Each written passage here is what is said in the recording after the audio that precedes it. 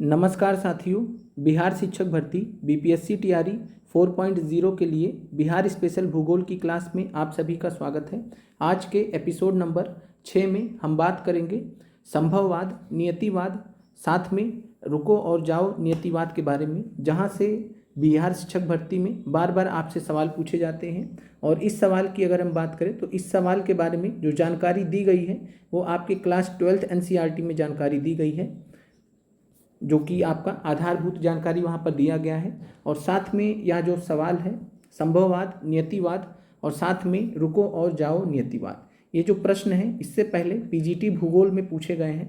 PGT भूगोल में देखने को मिले थे ये सवाल टीआरई 2 में, और वहाँ से ये सवाल फिर जो है पीआरटी में पूछे गए हैं 15 मार्च वाले पेपर में। तो पीआरटी में जो 15 मार्च में इससे रिलेटेड जो भी सवाल आपसे पूछे गए थे वो आपके पीजीटी भूगोल टीआरई 2 से प्रीवियस ईयर क्वेश्चन से हूबहू रिपीटेड सवाल थे। चलिए डिस्कस करते हैं एक एक चीज़ों के बारे में बहुत ही आसान शब्दों में। और पूरे यूट्यूब पर अगर हम बात करें तो ये ऐसा टॉपिक है जिसके बारे में कहीं पर भी किसी ने भी चर्चा नहीं की है बिहार शिक्षक भर्ती के रिगार्डिंग। बिहार भूगोल से रिलेटेड एपिसोड नंबर 6 है और बिहार भूगोल की जो क्लास है वो लगभग यहाँ पर आपका आने के बाद समाप्त हो जाएगी। इसके बाद फिर हम आपका जो एमसीक्यू की क्लास है उसको कंटिन्यू करेंगे। तो जो आपकी एमसीक्यू की क्लास रह गई थी उसको हम पूरा करेंगे। और एमसीक्यू में बात करें तो साइंस और जियोग्राफी की जो क्लास है उसको हम क्लास 9th का जो बचा हुआ पोर्शन है 9th एनसीईआरटी साइंस में भी और साइंस जियोग्राफी में भी, दोनों को हम कंप्लीट कर लेंगे। चलिए टॉपिक पर आते हैं संभववाद।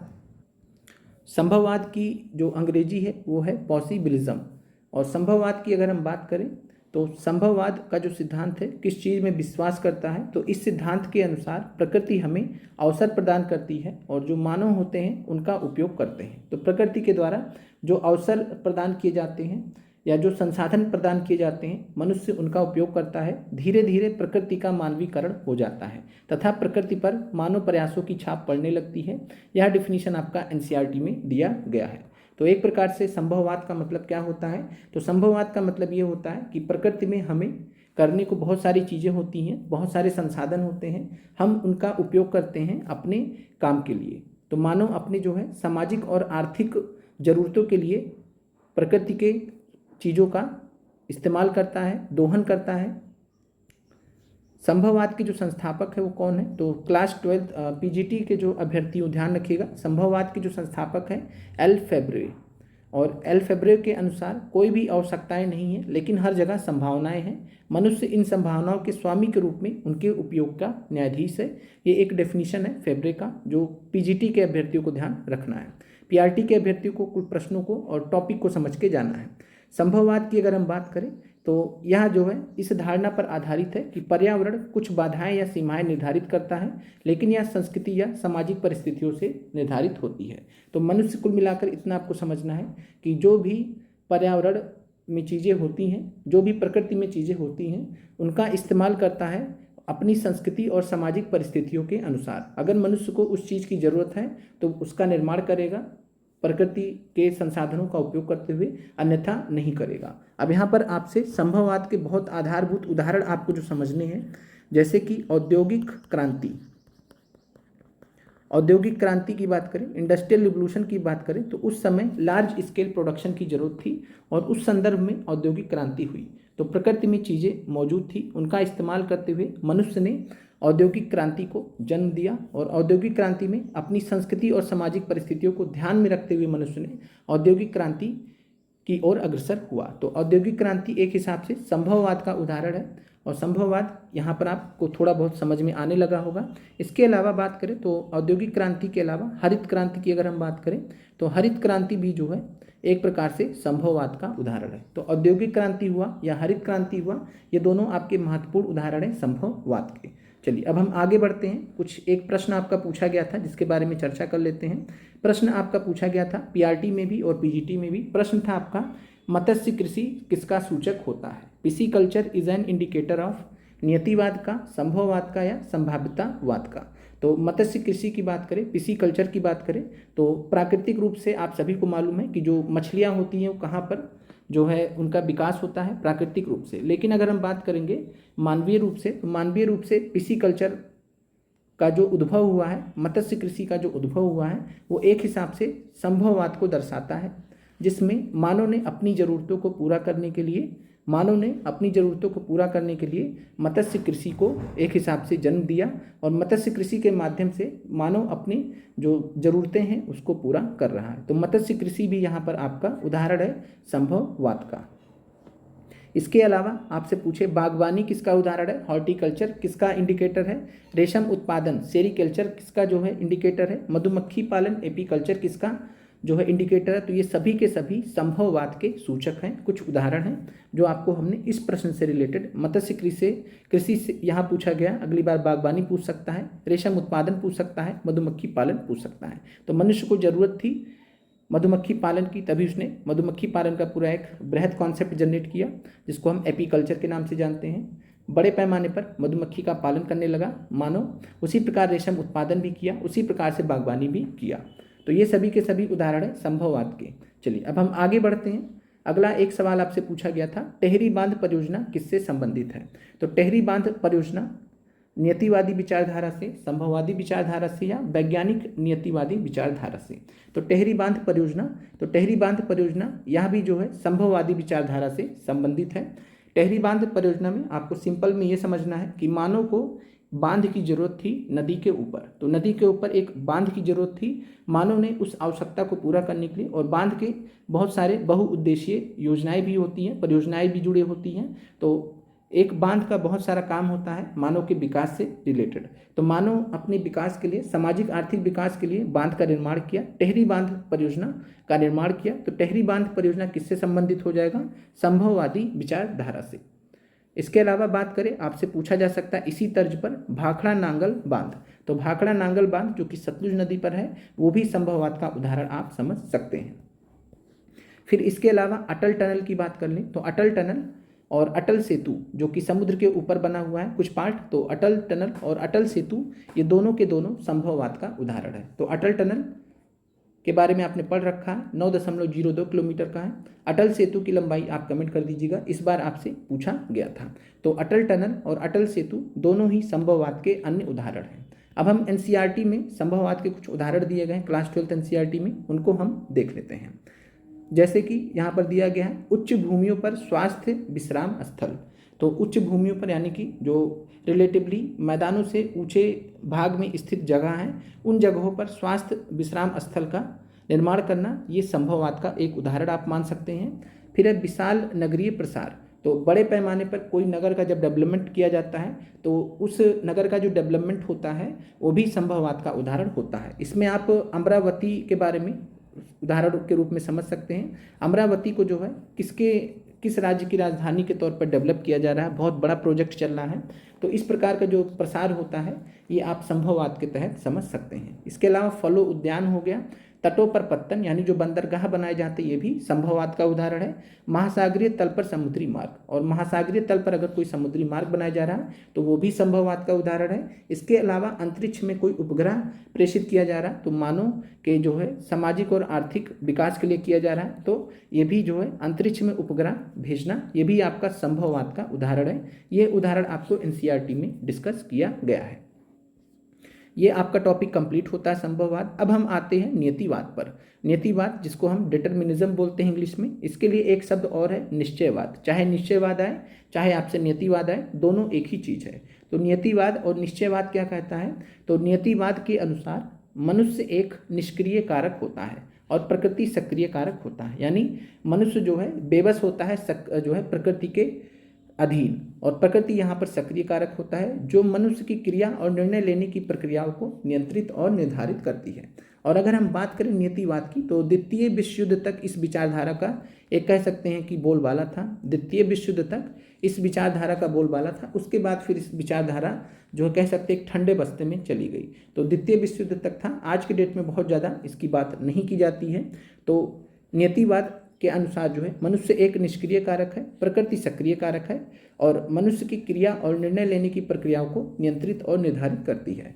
नियतिवाद के अनुसार अगर आप देखेंगे तो उष्णकटिबंधीय जलवायु आलस्य, शिथिल व्यवहार और स्वच्छंदता का कारण बनती है। तो यानी कि उष्णकटिबंधीय जलवायु क्षेत्र में जो रहने वाले लोग होते हैं वो बाई नेचर बाई डिफॉल्ट आलस्य उनके अंदर आता है उस जलवायु के कारण, शिथिल व्यवहार होता है स्वच्छंदता का कारण होता है। तो ये यहाँ पर आपने देखा कि प्रकृति जो वहाँ की जो जिस प्रकार की जलवायु है, वहाँ की जिस प्रकार की प्रकृति है, वो सीधे सीधे इंसान को क्या बना दे रही है, आलस्य बना दे रही है, शिथिल व्यवहार जनरेट करवा रही है, स्वच्छंदता का कारण बन रही है। तो यहाँ पर प्रकृति के अधीन मानव व्यवहार कर रहा है, एक उदाहरण के रूप में आप समझ सकते हैं। और वहीं मध्य अक्षांशों में जब आप देखेंगे तो मौसम में लगातार परिवर्तनशीलता के कारण अधिक दृढ़ और संचालित कार्य नैतिकता पैदा हुई है। तो और यहीं पर अगर आप बात करेंगे कि जो उच्च अक्षांशों पर भी स्थित देश हैं, जैसे कि आप अमेरिका देखेंगे, अमेरिका वगैरह देखेंगे जो कि विकसित हैं, रूस हैं, और मध्य अक्षांशों में आप जाएंगे तो चाइना वगैरह का आप देख सकते हैं, यूरोप वाला एक बेल्ट देख सकते हैं। तो वहाँ पर एक जो वर्क कल्चर है काम करने का, वो ज़्यादा समय तक कार्य करने का, वो जो है मौसम की परिवर्तनशीलता के कारण आप समझ सकते हैं, या वहाँ की जो प्रकृति है, जलवायु है, उसके अनुसार आप यहाँ पर समझ सकते हैं। तो यहाँ पर प्रकृति जब हावी रहेगी उस केस में हम नियतिवाद को समझेंगे। तो नियतिवाद में क्या होता है, प्रकृति हावी रहती है, मनुष्य प्रकृति के अधीन होकर कार्य करता है। चलिए अब अगला है पर्यावरणीय नियतिवाद। पर्यावरणीय नियतिवाद में क्या होगा, पर्यावरण जो है सक्रिय भूमिका निभाएगा, पर्यावरण के अधीन जो है मानव अपना विकास करेगा। तो पर्यावरणीय नियतिवाद में आपको इतना ही समझना था। अब हम बात करते हैं नवनियतिवाद का, जो कि आपके लिए बहुत महत्वपूर्ण है। नवनियतिवाद जिसको हम नियो डिटर्मिनिज्म कहते हैं। तो नवनियतिवाद या नियो डिटर्मिनिज्म जिसको हम नवनिश्चयवाद भी कहते हैं। तो नवनियतिवाद कहिए या नवनिश्चयवाद कहिए, या इसका एक नाम और है रुको और जाओ निश्चयवाद या नियतिवाद। तो रुको और जाओ नियतिवाद विचारधारा भी इसको कहते हैं, नवनियतिवाद को।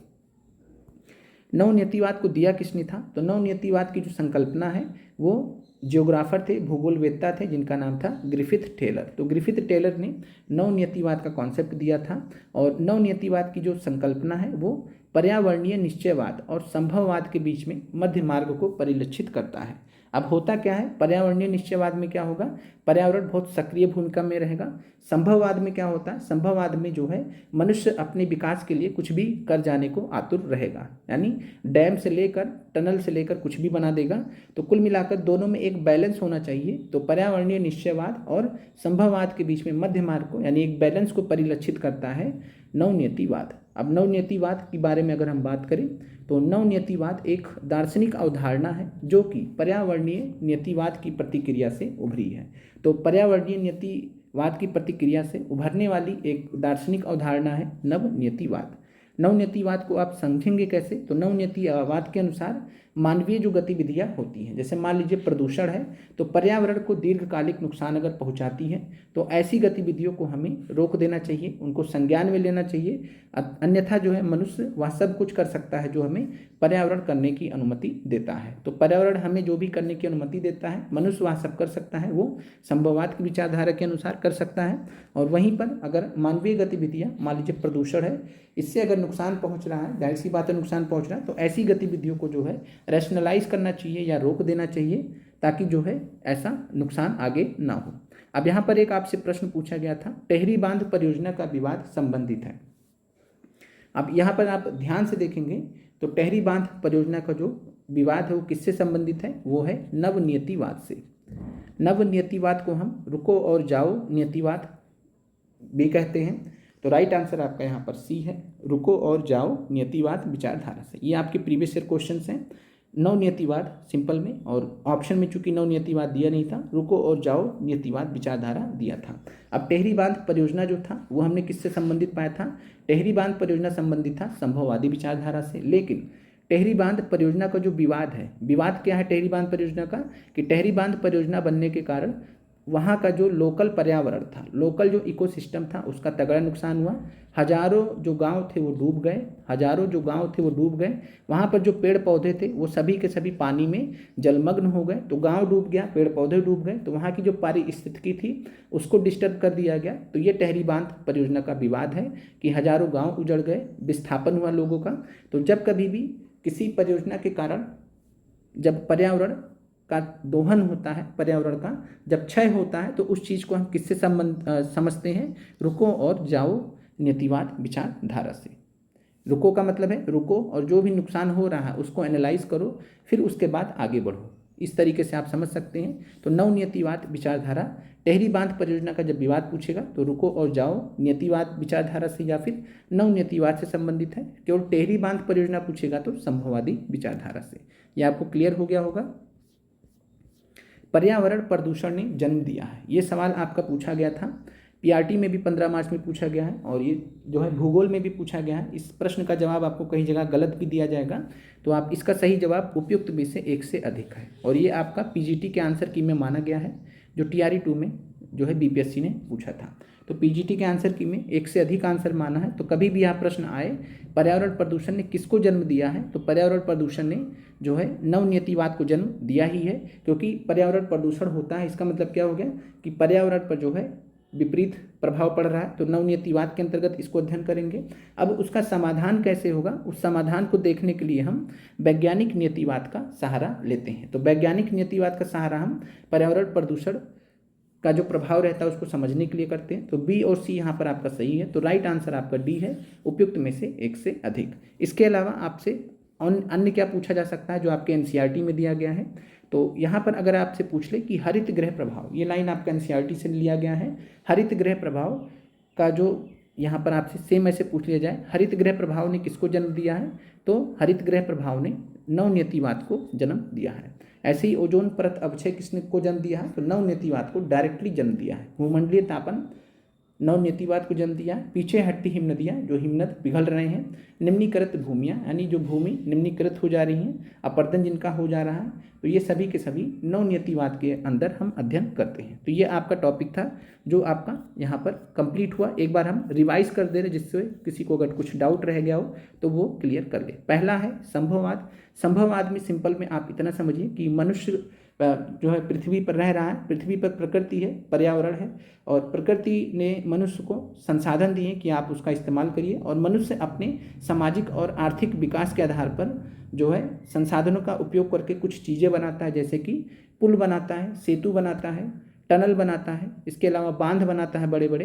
तो ये सारी चीज़ें संभववाद के अंतर्गत आती हैं। इसके अलावा मनुष्य ने जो है बात करेंगे तो हरित क्रांति को जन्म दिया है, हरित क्रांति भी संभववाद का उदाहरण है।